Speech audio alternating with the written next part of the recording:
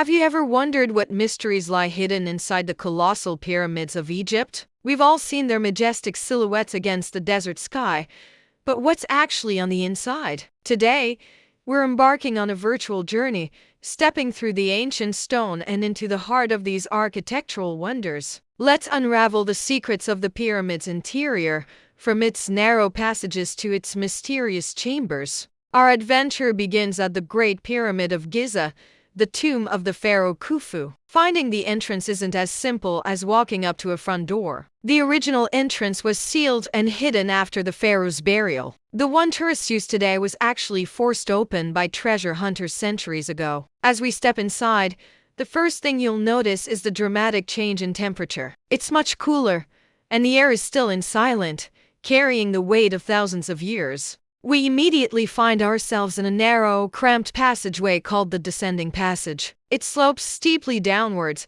and you have to crouch to get through. It's just over 1 meter high and 1 meter wide. This passage travels deep into the bedrock beneath the pyramid, leading to a rough, unfinished room known as the subterranean chamber. For a long time, archaeologists were puzzled by this chamber. Why was it left unfinished? Was it the original burial chamber, abandoned for a new plan? The purpose of this deep, dark room remains one of the pyramid's great unsolved mysteries. It's raw, it's empty, and it feels incredibly remote, almost like a forgotten basement of history. Now, let's retrace our steps back up the descending passage. About 18 meters from the entrance, there's a hidden opening in the ceiling. This leads to the ascending passage. Getting into it is a tight squeeze. It continues at the same steep angle as the descending passage but goes upwards, deeper into the pyramid's core. This passage was originally blocked by 3 massive granite plugs,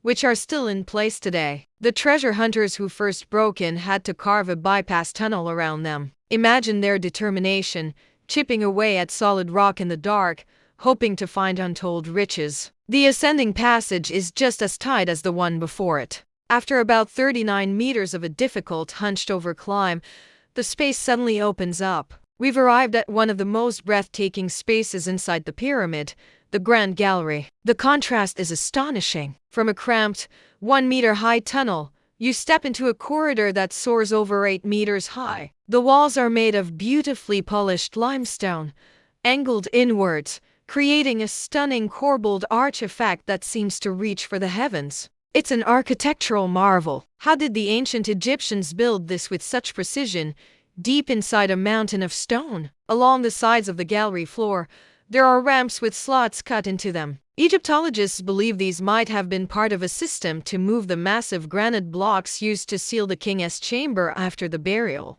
As we walk the 47-meter length of the Grand Gallery, the sheer scale and craftsmanship are overwhelming. The air feels different here, more expansive. The acoustics are incredible. Even a small sound echoes beautifully. At the very top of the Grand Gallery, there's a small step up. This marks the threshold to the most important part of the pyramid. We are about to enter the inner sanctum. Before we reach the king's chamber itself, we pass through a small antechamber. Its purpose was to house the final set of defenses, a series of heavy granite slabs or portcullises that could be dropped down to seal the burial chamber forever. You can still see the grooves they would have slid into. It's like the final lock on the world's most elaborate safe. Now, we step into the king's chamber. This is the very heart of the Great Pyramid. The room is surprisingly simple and unadorned. There are no hieroglyphs, no paintings, no decorations on the walls. The entire chamber is constructed from massive blocks of red granite,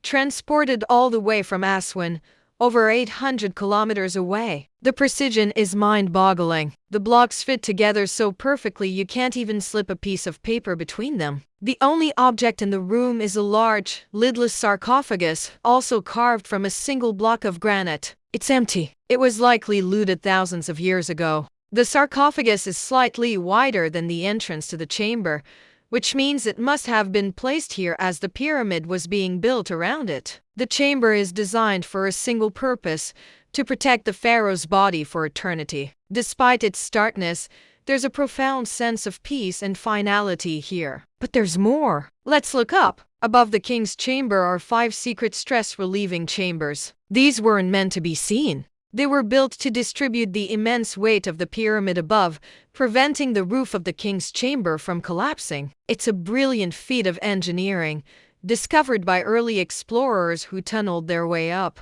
These chambers are rough and unfinished, and it is here that explorers found the only mention of the pharaoh Khufu's name in the entire pyramid, scrawled as graffiti by one of the work gangs. Now, what about the so-called Queen's Chamber? This is a bit of a misnomer. We access it from the start of the Grand Gallery, through a horizontal passage. It's smaller than the King's Chamber and lies directly under it. Like the King's Chamber, its walls are bare. It also contains a niche which might have once held a statue of the pharaoh. Its true purpose is debated. Was it an abandoned burial chamber? Or was it for storing sacred items? One of the most fascinating features of both the King's and Queen's chambers are the mysterious air shafts.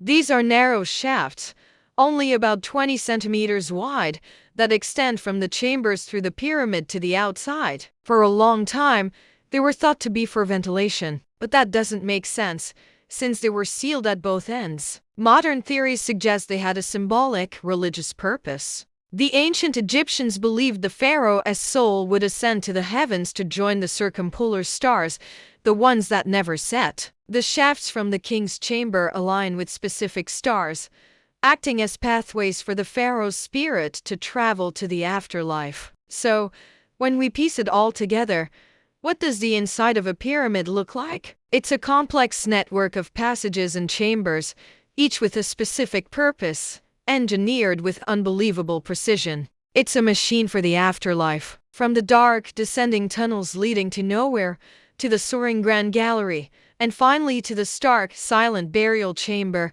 it was designed to protect the pharaoh's body and guide his soul. It's not filled with glittering treasure rooms and elaborate mazes like in the movies. Instead, its beauty lies in its architecture, its engineering, and its profound spiritual purpose. The real treasure is the pyramid itself, a testament to human ingenuity and the enduring belief in life after death. Thank you so much for joining me on this incredible journey deep inside the Great Pyramid. If you found this as fascinating as I did, make sure to like this video and subscribe for more adventures into the ancient world. See you next time.